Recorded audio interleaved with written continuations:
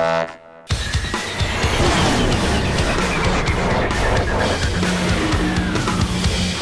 right, my guest tonight, editor for IGN Magazine, and if you ask him, the star of the One Up Show, Shane Bettenausen is here, and acting editor-in-chief for the PlayStation channel at IGN.com, Greg Miller. Welcome to The Loop, guys. Let's upset some Sony fanboys here and get into it. You know, they've seen a huge spike in sales since lowering the PS3's price. You got to give them that to $499. They introduced, of course, the mid-range option for $399. The console finally outsold the Wii in Japan for the first time ever, so all things are looking good, and that leads some to wonder, Shane, was price the only thing that was holding the PS3 back? It was the biggest thing, but they also had lack of games, and it's hard to make games for it. There's a lot of reasons why last year it just couldn't compete. And the other reason was the Wii and 360 are just great competitors, whereas PS1 and PS2, they didn't even have to face off against strong consoles. So it's been an uphill battle the whole way. The 4 or 5 last Dreamcast fans are still crying that you just said that they didn't have any real competition with the PlayStation 2. But Greg, can Sony actually afford to sell the PS3 at $400? I think they have to. I mean, this is a holiday that just has to something has to happen right now for them, or they guarantee they're in third place for the rest of the life cycle.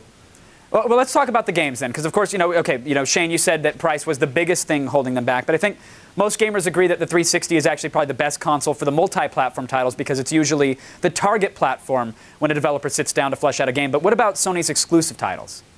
Well, this Christmas they have a few really good games like Uncharted, Drake's Fortune, Warhawk, Heavenly Sword, Ratchet & Clank. Those are all exclusives, and they're really good. But they are still lacking the third-party exclusives. And as you said, like the multi-platform games just aren't as good still on PS3, and that's a big problem moving forward. Shane, you keyed in on a great point there. You said it right off the bat. A few good exclusives coming out this year. I mean, you look back and Sony promised a lot coming into this holiday. You look at Lair, you look at Heavenly Sword.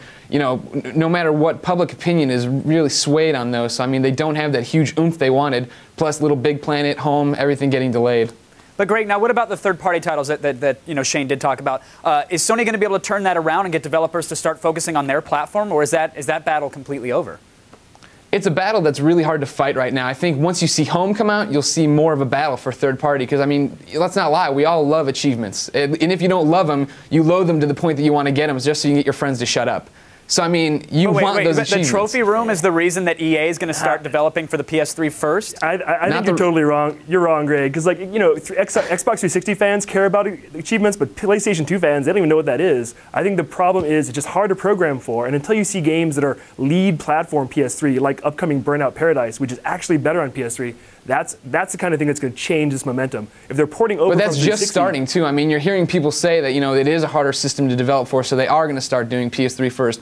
But I think right now you were talking about Uncharted and Ratchet. If people can put out those kind of titles on the PS3, it's time for developers to just shut up about it being tough. If somebody can do a game that well and make it look that good, then it can't be that hard to develop for. But Greg, can somebody do a title like those if they're going multi-platform, or do they really then have to devote extra resources and time to making sure that it runs and looks that good on the PS3?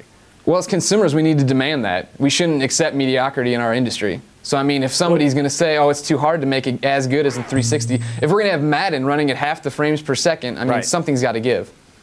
Now, Shane, everybody, of course, talks about it being hard to develop for. We keep hearing these stories. Then we heard that a year down the road, and again, it's the one-year anniversary, we wouldn't have these issues. But then I hear that, the orange box is practically unplayable on the PS3. Then I hear that, Assassin's Creed is freezing up. I mean, yeah, it might be a firmware issue, but is there ever going to come a time where these stories cease to exist, where we stop hearing about how tough the PS3 is for developers? Well, it already is happening. A game like Call of Duty 4, which is a fantastic title, it is just as good across the two platforms. And the developer Infinity Ward, they say, well, we knew it was harder, so we put more people on it, better people on it. So it takes some initiative, it takes some doing, but it is possible. And Burnout's another example. And I think moving forward next year, the gulf will shorten and the games will be better on PS3. Greg, what do you see coming up next year for the PS3? I mean, we've seen some exclusive titles for this holiday, but what do you think is around the corner for the PlayStation gamer?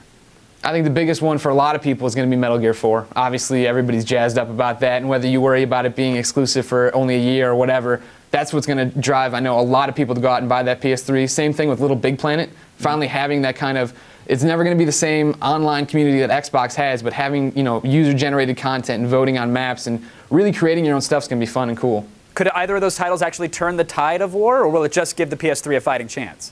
It's going to give the PS3 a fighting chance, I think. I think it depends on how they do this holiday. I mean, talking about where they're going to be coming out of this. You figure right now, how many kids have already made their Christmas lists? And I mean, they don't worry about what they can play down the road. No, I mean, they're worried about what they can play on Christmas morning. Right. That's so I mean, true. Xbox's ad campaign is a perfect example. I mean, right now Sony's putting up these ad campaigns that are really good, and they show a lot of cool stuff. And now they're starting to put out ones that say coming soon. But Xbox is very cut and dry with the Motley Crue song. You know, play all the games everybody wants to play. All right, Shane, I want to give you very quickly the final word for this little loop discussion that we're having. PlayStation 3's second birthday, a year from now. Where is the console?